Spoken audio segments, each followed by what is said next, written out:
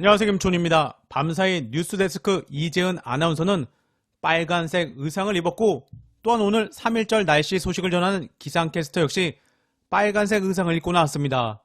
바로 국힘을 대놓고 매기는 장면으로도 읽힙니다. 또한 MBC는 뉴스데스크를 통해 날씨 소식 1위 방심위에 제소된 소식을 전하며, 국힘은 공영방송에서 나온 미세먼지 보도가 선거 캠페인 논란의 도마위에 올랐다고 했습니다. 라고 유치한 국힘을 지적하며 한동훈 발언을 내보내기도 했습니다. 한동훈, MBC 일기예보에 사람 키보다도 큰 파란색 1 대신에 같은 크기의 빨간색 2로 바꿔놓고 생각해봐 주십시오. 미세먼지 핑계로 1 넣었다고 하던데요. 2를 넣을 핑계도 많이 있을 거예요. 찾으면. 한동훈, 예를 들어서 어제보다 2도가 올랐다, 이런 정도면 넣을 수 있는 거 아니에요? 그러면 노골적인 국힘 선거운동 지원으로 보이지 않겠습니까? 한동훈 수준을 딱 보여주는데요. 이런 수준으로 1대1 토론을 요청한다는 것인데 딱 이준석이랑 붙고 올 수준입니다. 관련해서 안기령 후보가 밤사이 한 방 더 매겼습니다. 안기령, 이제는 날씨를 다큐로 받아들이시네요.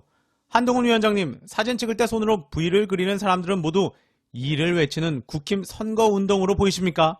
아무리 조급하시더라도 정치 공세의 소재는 분별하여 찾으시기 바랍니다. 한편 이재명 대표 새벽 이빨 보인 윤재욱 한동훈 날렸다. 한편 밤사이 쌍특검 관련 윤재욱은 국회에서 활짝 웃어 국힘 공천이 김건희 특검에 맞춰져 있음을 대놓고 드러내기도 했습니다. 민주당이 기대했던 국힘 이탈표는 없었던 것으로 보이며, 윤재욱은 본회의디 만시지탄이지만 다행이라고 생각한다. 한동훈도 잘 마무리됐다고 했다고 말했다고 합니다. 관련해서 이재명 대표는 직접 밤사이 김건희 특검법 관련 입장을 밝혔습니다. 이재명, 윤석열 정권은 끝내 국민을 거부했습니다. 영부인에 대한 무수한 의혹과 50억 클럽의 진상을 밝히라는 국민의 명령을 눈 하나 깜짝 않고 짓밟았습니다.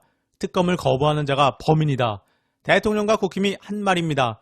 쌍특검 방해한 정권 스스로 범인이라고 자백한 것입니다. 이재명, 국민을 위해 쓰라고 잠시 맡은 권한을 대통령과 영부인 보호를 위해서 사용하는 것이 윤석열식 정의이고 공정입니까?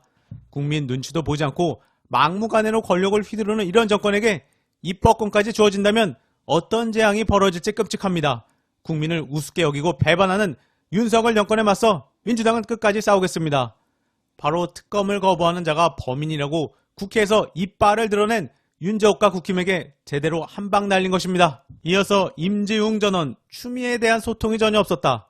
이제 추미애 이현주 전 의원의 공천도 주목되는 시기에 왔습니다. 언론들에서는 이현주는 이탄희 지역구였던 경기 용인정의 후보자 응모를 받아 이현주와 전략 경선을 실시한다는 소식이 전해졌고, 밤사이 SBS에 따르면 추미애 전 장관은 수도권 중 험지로 분류되는 하남 지역에 전략 공천하기로 가닥을 잡은 것으로 SBS 취재 결과 확인됐다고 합니다.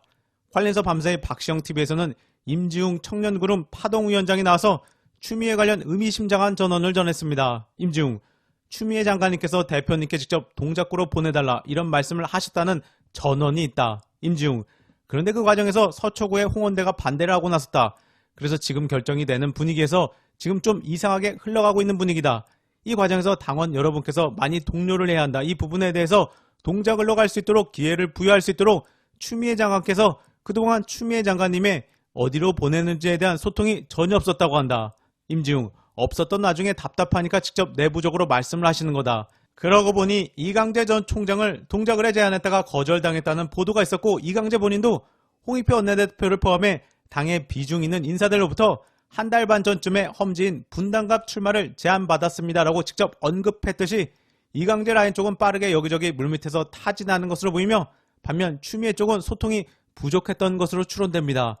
관련해서 박시영, 최재성 전 의원이라든지 비판을 많이 하던데 전현희 빼고 2명은 별로 도움이 안 된다고 하던데 저는 그거에 동의하지 않는다.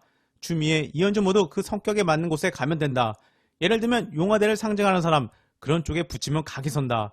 그렇게 해야 지지자들이 화끈하게 붙는다는 느낌 때문에 더 열정적으로 한다. 반윤 정서를 자극하고 강화하는 쪽이 제1번 선거 전략 기조다.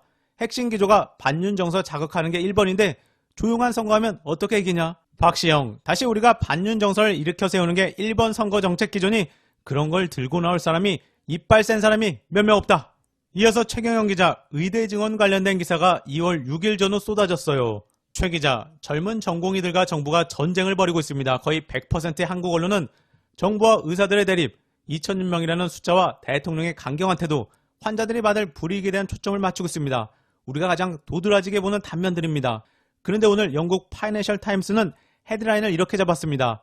의사들 파업은 인구 노령화로 인한 한국 사회의 대립, 긴장을 노정시킨다. 노령화로 건강보험제도 자체가 위기를 맞고 있는 가운데 젊은 전공의들은 과노동과 낮은 월급에 대해 불만을 토론하고 있다. 이게 제목과 부제목입니다. 차후 국민 부담이 될, 즉 국민의 호주머니에서 나올 돈에 대한 문제도 지적하고 그러면서 의사들이 받고 있는 과도한 돈에 대한 비판과 함께 녹여내고 있습니다. 이런 부분이 늘 인상적입니다. 정직하고 객관적으로 사안을 보고 있습니다. 노령화를 먼저 겪은 나라 영국. 그로 인해 건보 재정이 심각한 위기에 빠졌던 나라에서 결국 본질은 돈이다. 거기에는 의사들이 받을 월급에 대한 문제도 포함되어 있지만 결국 환자나 국민들이 내야 할 돈에 대한 문제가 본질적으로 포함될 수밖에 없다는 것을 꿰뚫고 있죠. 한국 언론과는 매우 다른 모습입니다. 장기적이고 본질적인 문제를 전면에 내세우려고 합니다. 이러면 이런 장기적이고 본질적인 문제를 정치화시켜서 총선에 이용해 먹으려는 정치 집단이 있다 해도 국민들이 쉽게 넘어가지 않겠지요. 의대 증원 관련된 기사가 2월 6일 전후 쏟아졌습니다. 만약 대통령실의 누군가가 어떤 신문사의 편집국장을 만나 이거 한번 던져보면 어때라고 물어보고 아주 좋은 생각입니다 라고 편집국장이 이야기했다면, 그리고 김건희의 디올백은 완전히 자취를 감춰버렸다면 진실은 달라 보일 겁니다. 이게 제 상상인지 팩트인지는 확인드리지 못합니다. 지금은 윤석열 정부이기 때문입니다. 번외 이낙연 광주에서 총선 출마 4등 예정. 박지원 전 원장은 이낙연의 호남 민심에 대해 홈베이스인 호남에서도 배척을 받기 때문에 어려울 것이다 라고 본다고 했는데 결국 광주에서 총선 출마한다는 소식이 전해졌습니다.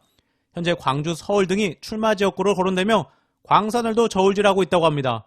광산을은 민영비 의원이 어제 공천으로 확정된 곳이기도 한데요. 이낙연이 광산을 나오면 4등 확정입니다. 어딜 나와도 4등이겠죠. 서구, 울은 양양자가 있는 곳인데 그나마 또 유리하다고 판단해 그런 쪽으로만 택하나 봅니다. 현재 서울에선 양문환 민주당 법률위원장이 있는 곳이기도 합니다. 그나저나 이준석 말 들을 거면서 그 난장판을 하다니 유세하러 갔다가 험한 꼴 볼 수도 있겠는데요. 이번에 떨어지면 남은 건 국힘행인가요? 마무리로 이재명 대표, 오랜 나의 동지 김지호 미안하오. 바로 시스템 공천, 공정공청을 알려주는 이재명 대표의 밤사이 직접 쓰신 글입니다. 이재명, 오랜 나의 동지 김지호 미안하오. 그리고 고맙소. 동지의 희생과 헌신을 기억할 거요. 이게 바로 민주당의 시스템 공천인 것이고 이런 장면들은 언론들은 보도해야 할 것입니다. 공천 승복, 총선 승리 피켓을 다른 후보자들도 기억해야 할 것입니다. 이번 영상은 여기까지입니다. 감사합니다.